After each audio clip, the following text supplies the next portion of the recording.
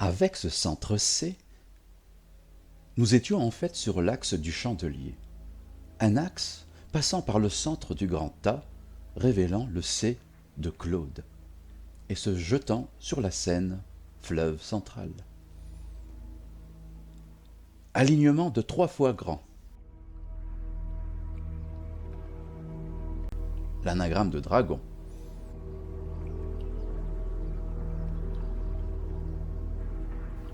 Et de 7 lettres G. Rappelons que G est la 7e lettre de l'alphabet.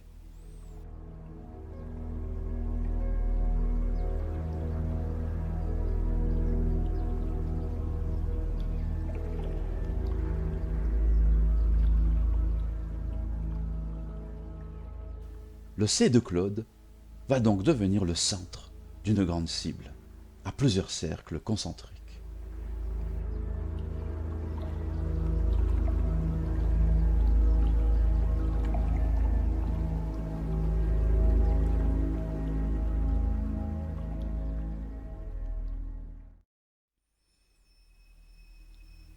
Trois lignes passant par le centre C nous intéressent principalement. Elles révèlent toutes les mots-clés vus précédemment, ainsi qu'une étonnante fréquence de lettres G.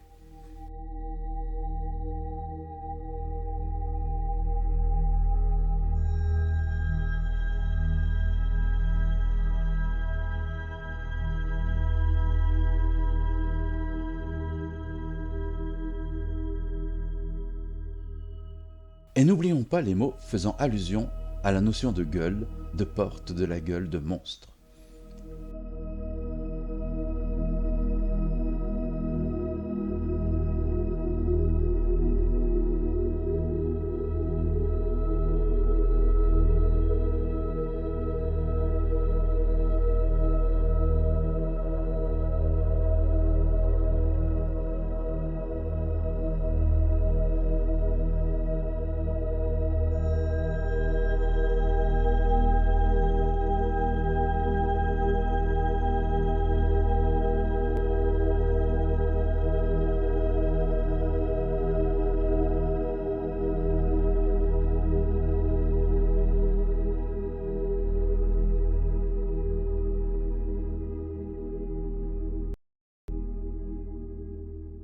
Réapparition de l'anagramme cible à droite de la grande cible.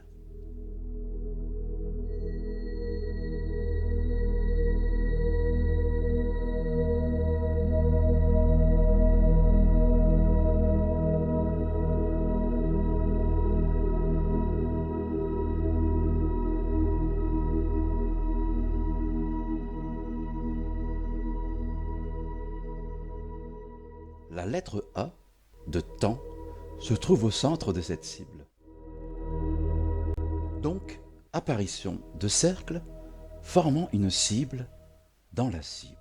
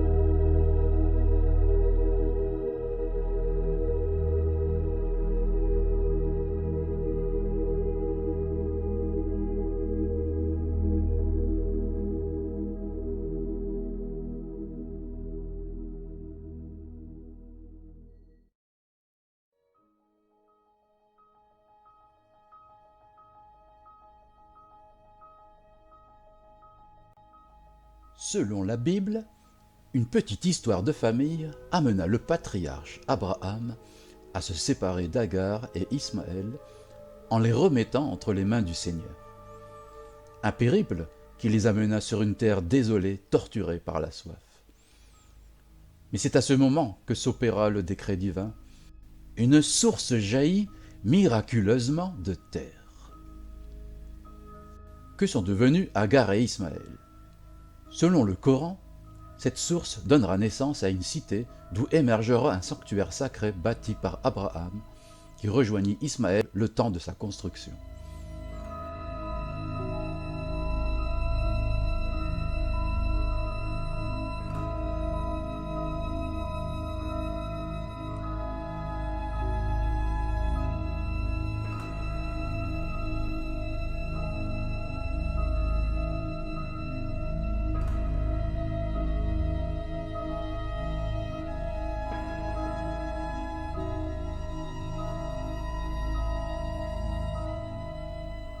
Le pèlerin à la Mecque tourne 7 fois autour de la Kaaba.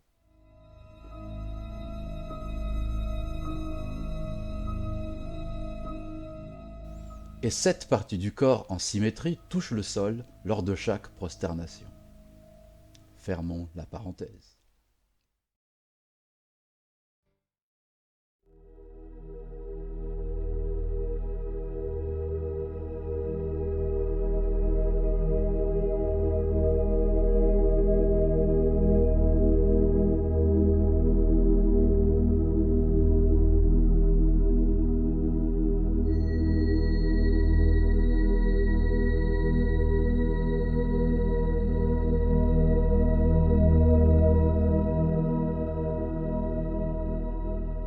Deux lignes symétriques et tangentes au deuxième cercle de la grande cible mettent en évidence des lettres G et des lettres L, le tout aboutissant au G de régner.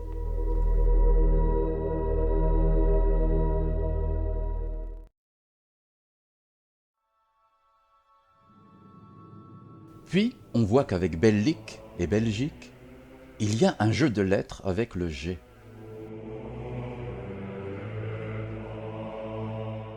Ce jeu de lettres est peut-être une grossièreté de la Belgique envers un certain Philippe le Bel.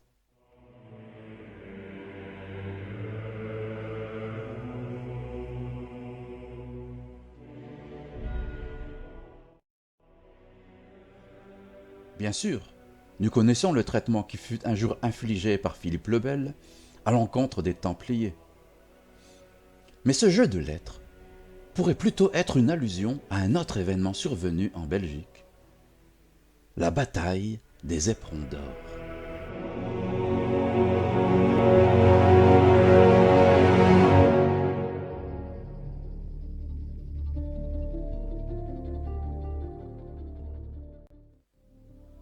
La forme d'un éperon pourrait suggérer la forme d'un bâton traditionnel de sourcier, ou alors un récipient.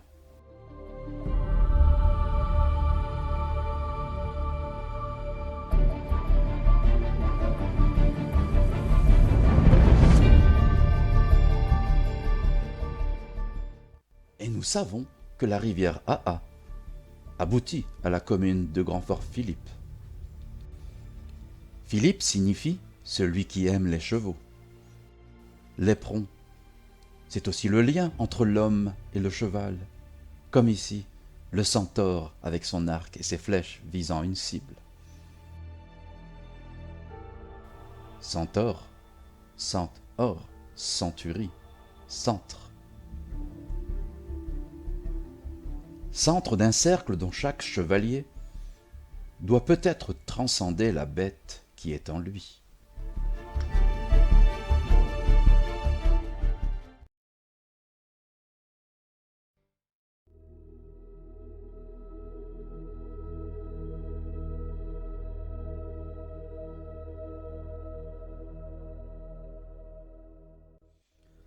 Deux lignes partant de la zone Fémouche traversent la cible en symétrie et convergent vers le mot Europe.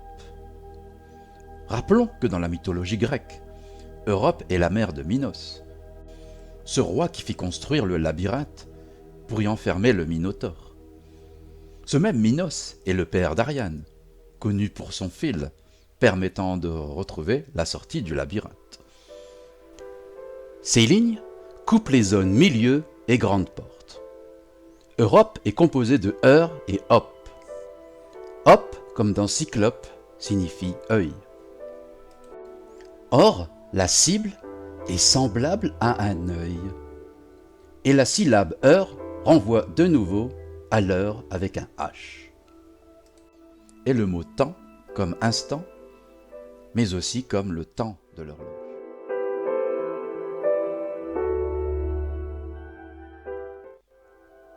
Les lettres H comme heure sont mises en évidence pour s'associer à la syllabe heure.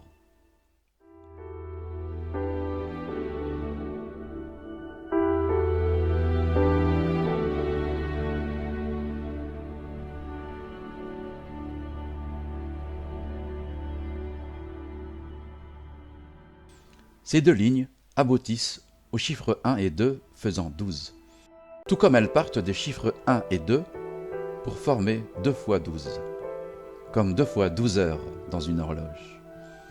Et pour terminer, ici le mot 1000 ans ne peut que nous faire songer à 1000 ans, comme 1000 années.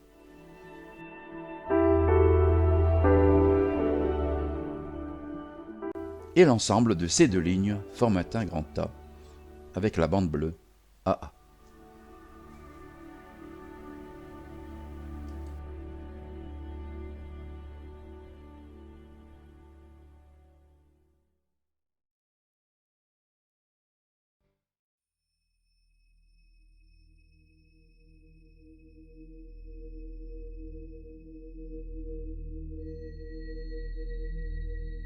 Tout d'abord, voici deux lignes perpendiculaires.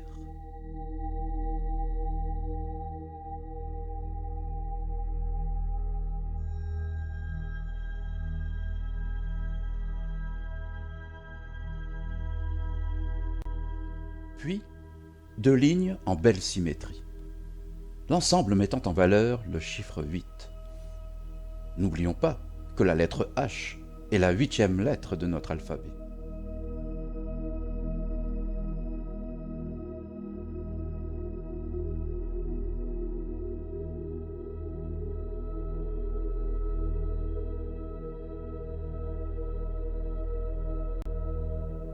Et tout ceci forme un grand tas. Mais allons voir l'autre cible.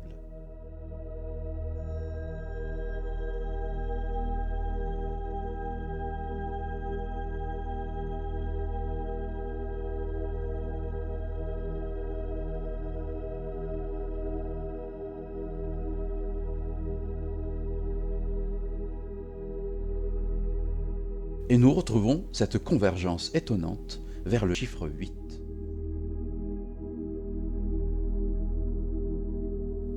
Nous voyons que Fémouche résonne avec les syllabes ouche, rappelant Conches en Ouche dans le département de l'Eure, et non loin de Saint-Georges-sur-Eure, traversée par la rivière de l'Eure.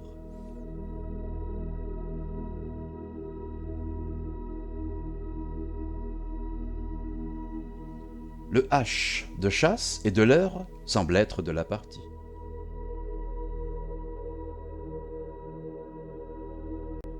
Puis, d'autres lignes s'ajoutent avec la même harmonie, mettant toujours en valeur le mot 1000 ans.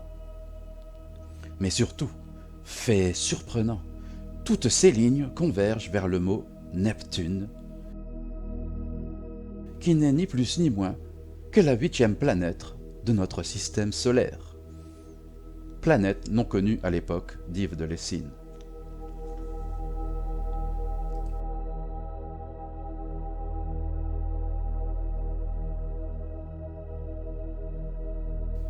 Une numérotation de la cible en horloge met en valeur le chiffre 8. Ici, les chiffres 1 et 7 de l'horloge sont parfaitement alignés avec les chiffres du contrôle de numérotation. Si nous les additionnons, 1 plus 7 égale 8. Mais il y a mieux encore. Imaginez alors qu'il soit 8 heures. Le H du mot de Tarse est mis en valeur. Or Tarse, bien sûr assez fréquent dans la Bible, n'est certainement pas écrit avec un H. Et dans les centuries, il n'y a qu'un seul Tarse.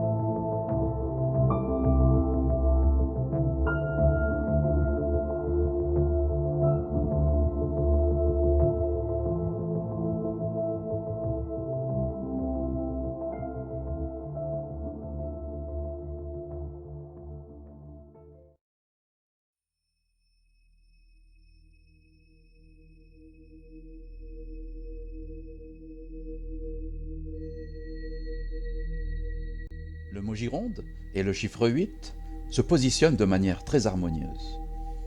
Ces 8 cercles imaginaires dessinant des orbites des planètes autour du Soleil pourraient nous faire songer à des ondes. 8 ondes. Or, le mot gyre-onde pourrait être découpé ainsi. Gyre, onde. Gyre comme gyration et onde comme de l'eau. D'ailleurs, rappelons-nous la cible précédente avec sa noria en rotation par la force du courant de l'onde. Une ligne perpendiculaire à la bande bleue AA nous indique la gyronde.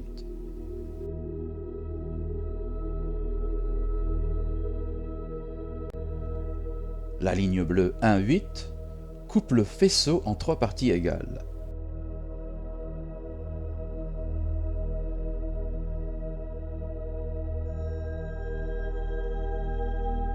Cette ligne est inclinée à 80 degrés. Puis une symétrie avec les 3 points, Gironde, Tarse et Neptune, mettant le mot Tarse au centre.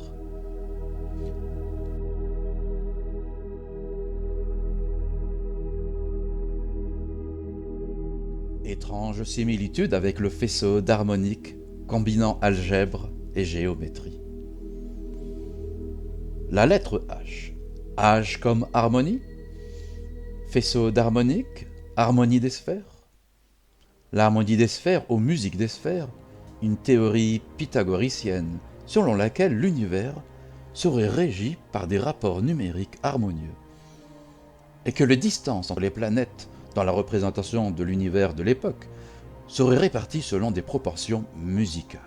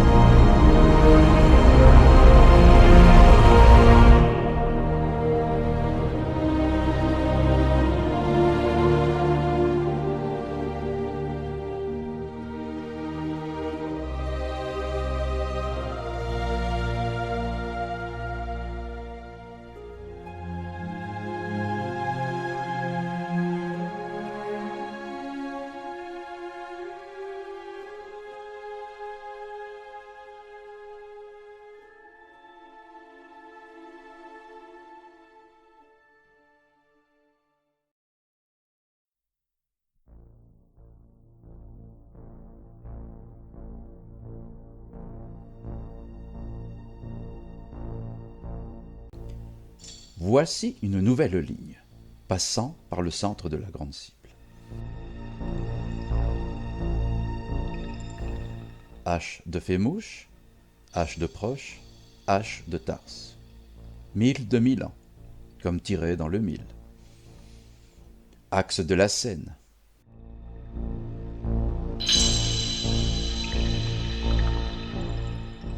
Un mot très énigmatique nous interpelle. Croix. À l'intersection du cercle et de la ligne, formant ainsi une croix. Et donc, le C de plainte devient le centre d'une croix, et deviendra aussi le centre d'une nouvelle cible. Nous y reviendrons.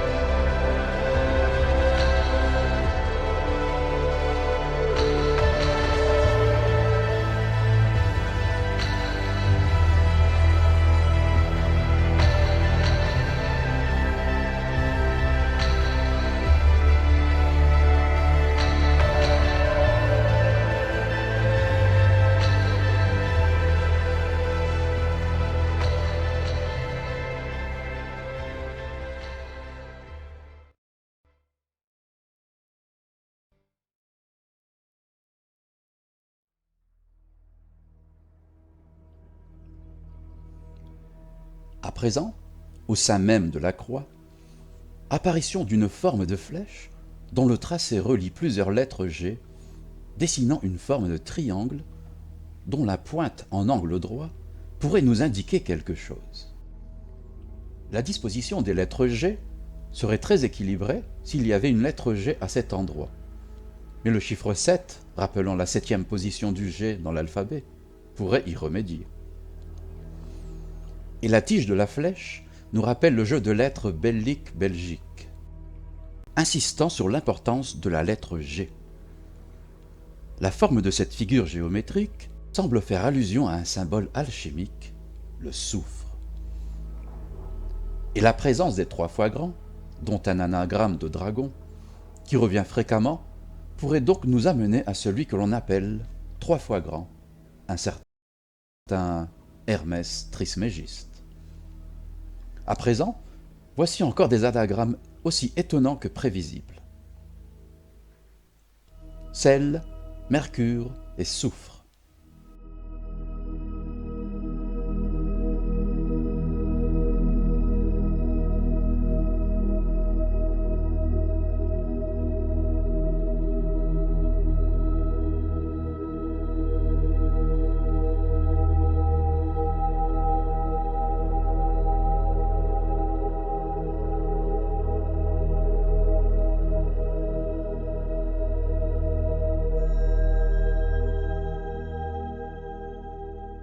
Rappelons qu'à proximité se trouve l'horloge vue précédemment.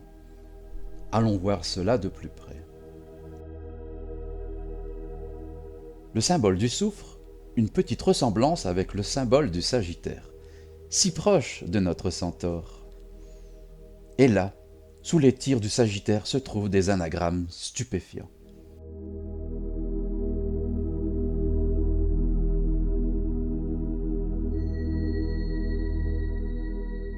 Tyran et sort, tyran comme tiré ou comme tyran avec un Y.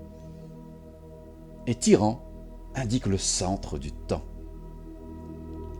L'axe du tir passe à proximité du couple soufre-mercure, tandis que la syllabe pont fait le lien entre ces deux opposés, comme ici avec le signe des Gémeaux dans l'axe.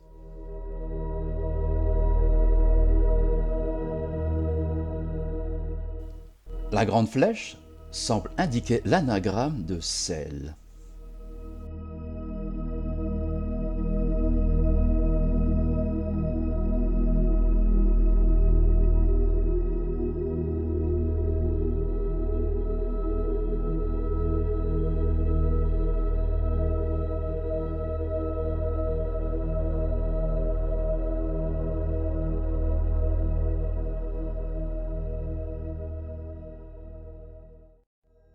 Et à l'intérieur du triangle du symbole soufre, une intuition nous dit que des mots relatifs à l'alchimie ne demandent qu'à être dévoilés. Quelle a été la belle surprise en y découvrant tous ces mots suivants qui vont défiler, n'utilisant les lettres qu'une seule fois, bien entendu. Hermès Trismégiste.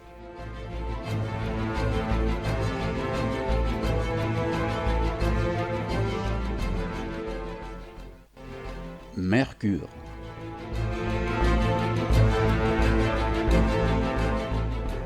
Alchimie.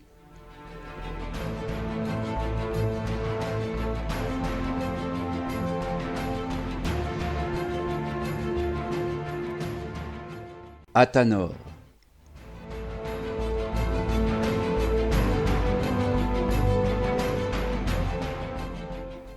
Or.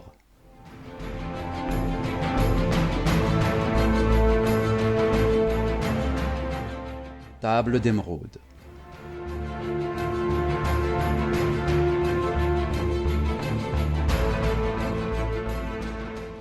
Lune.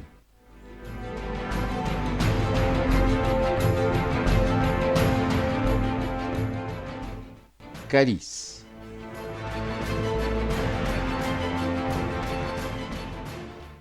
Axe.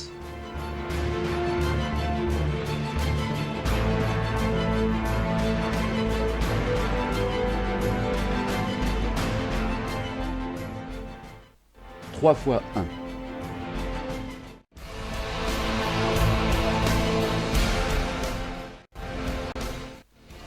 Expel.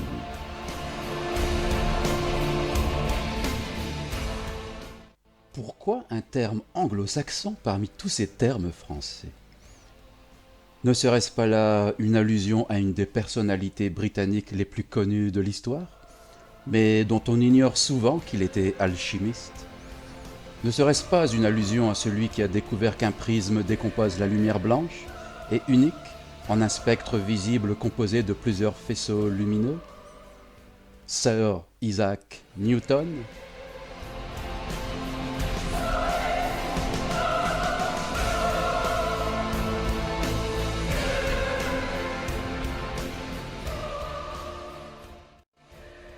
Tout ce qui est en haut est comme ce qui est en bas, et ce qui est en bas est comme ce qui est en haut, pour faire le miracle d'une seule chose.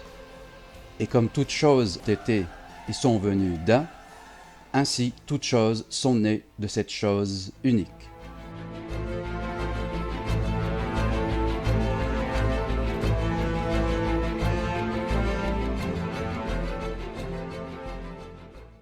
Si l'on s'attarde sur les deux lettres qui composent le mot un, on voit que la lettre U est l'inverse de la lettre N. Ce qui est en haut est comme ce qui est en bas. Mais rappelez-vous, nous avions vu 3 fois 1 dans le triangle.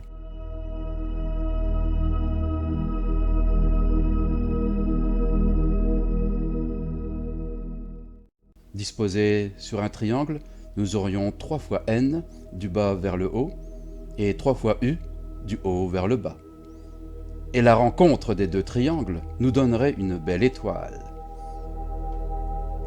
Ainsi, la superposition des multiples couleurs émanant du prisme d'Isaac Newton révèle le retour à la couleur blanche originelle et unique au centre de l'étoile.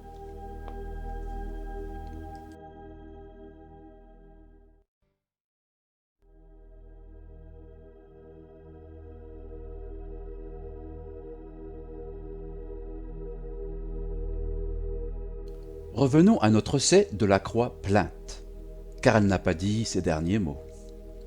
Un autre cercle apparaît autour du centre C.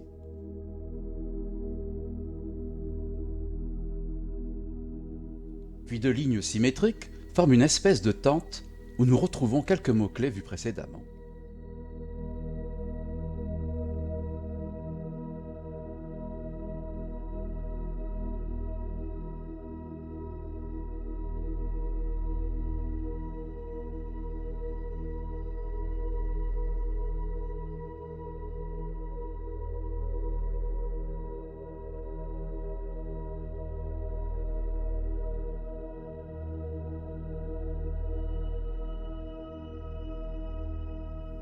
La syllabe tente est présente 2 fois, ce qui semble confirmer la présence d'une tente.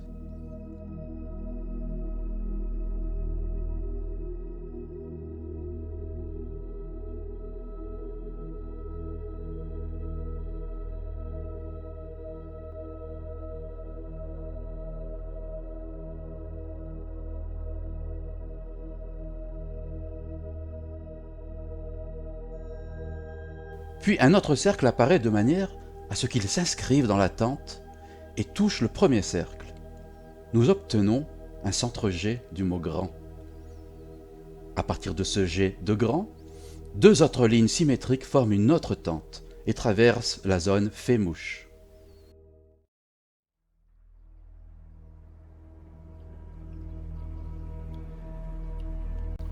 Ces 2 lignes traversent la syllabe tente, puis des mots en lien avec la notion d'élection des nouveau-nés.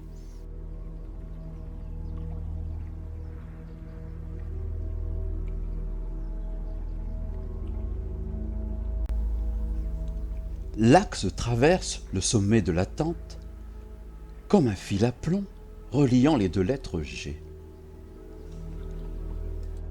Le ciel et la terre, concept bien connu dans le milieu de l'ésotérisme. Cette tente pourrait aussi être une allusion à la tente de l'Arche de l'Alliance, suggérant ainsi une alliance entre l'homme et Yahvé, entre le ciel et la terre.